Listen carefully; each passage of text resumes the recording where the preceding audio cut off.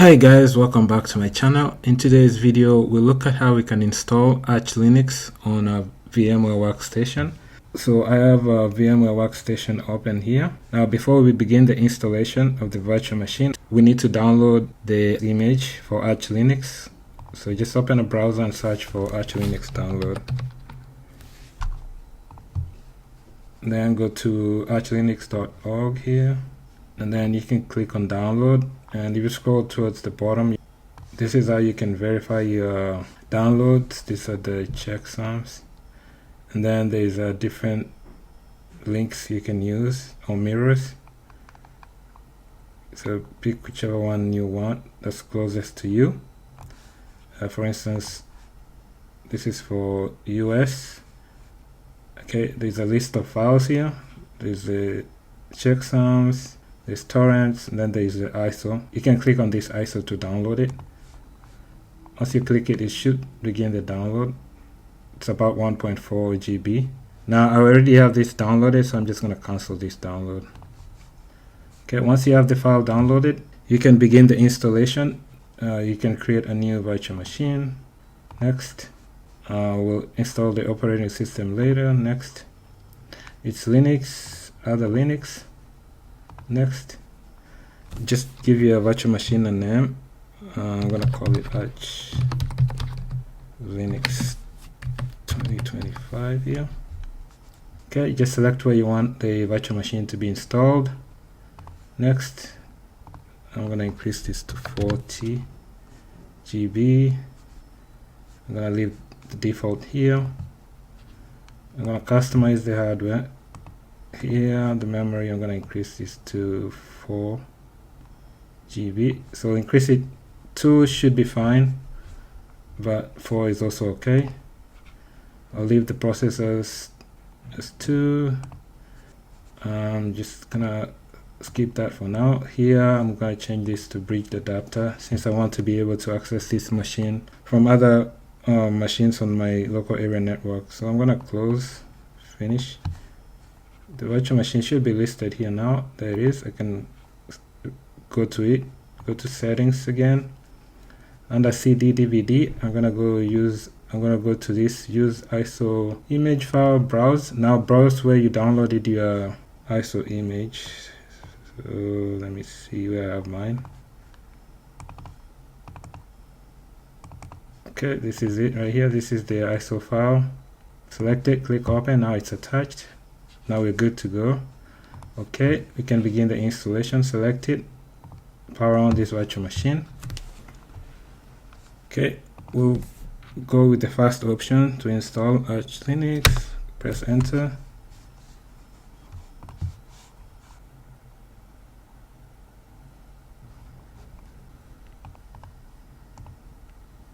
So once you get to this point, you just need to type Arch install.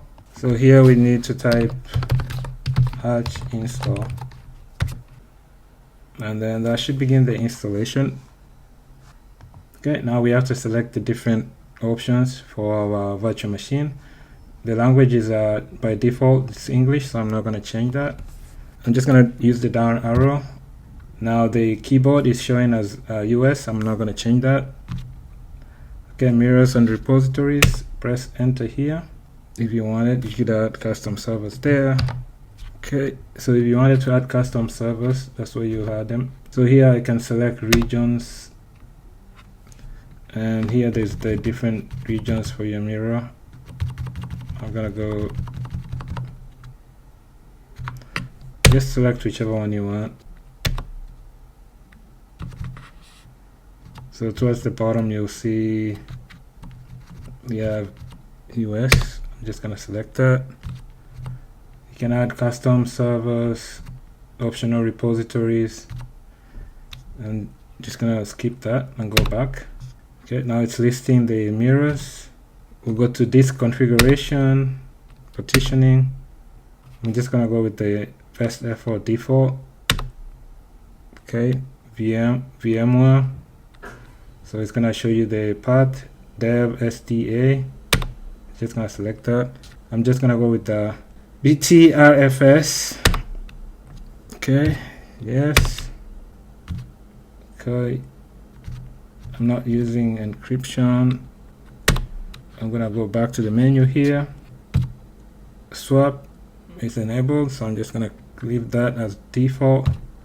Bootloader is grab default. I'm gonna leave it there. Hostname, I'm not gonna change it.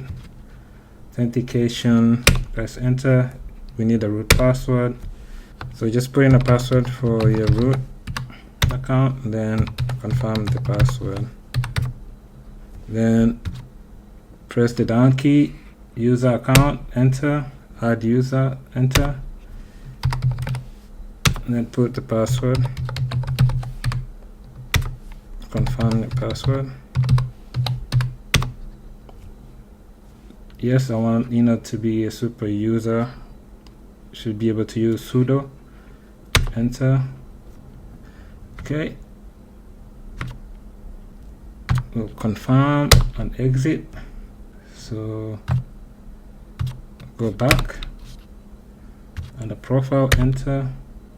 Let's select the profile type. If you don't select a profile type here, it's gonna install a minimum install and you only have terminal access.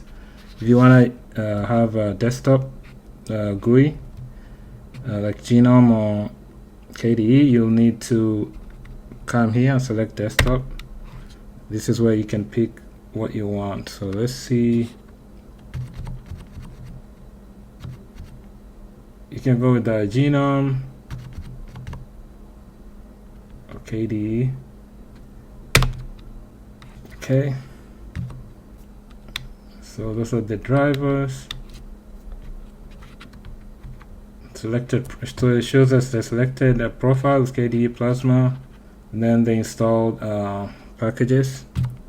Install packages again, so see the drivers there for Intel.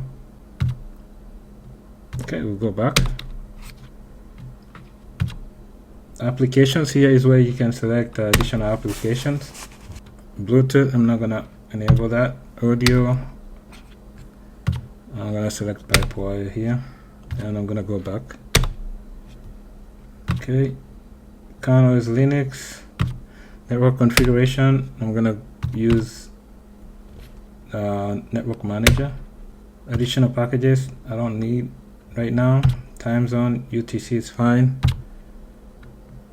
Okay, that's fine. For NTP,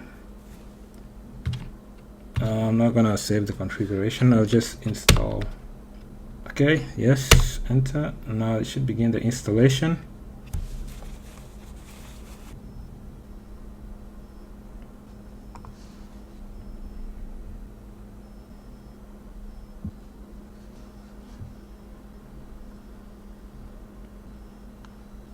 So it's still doing the installation. It's taking quite a while, so you have to be patient.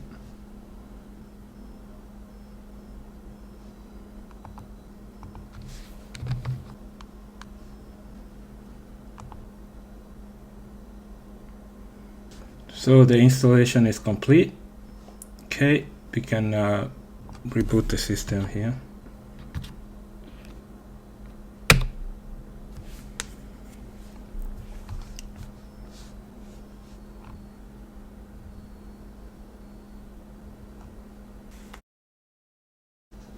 Okay. Now we have the login screen. Our username is Eno. We can put in our password.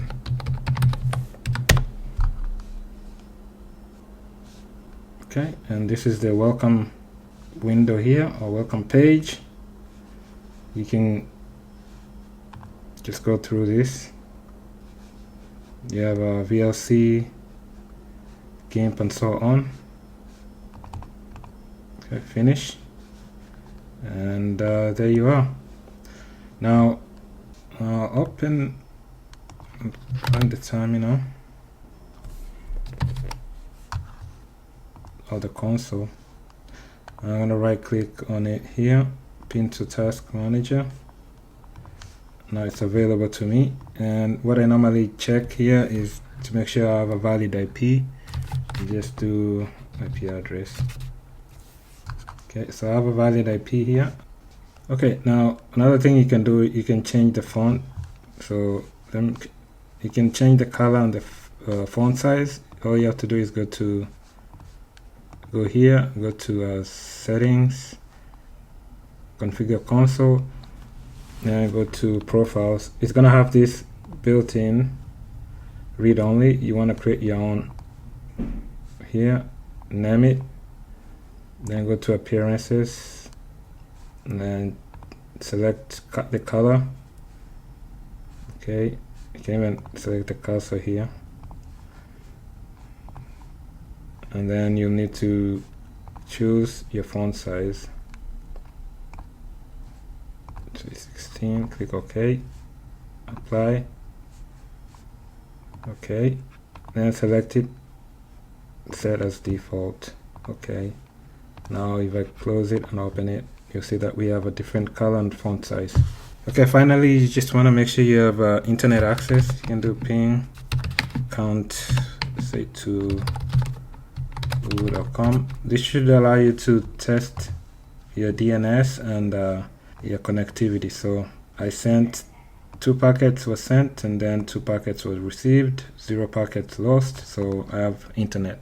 So that's all for this video. That's how you can install Arch Linux on VMware Workstation. So I hope this information has been helpful. I'll catch you in my next video. Thanks. Bye.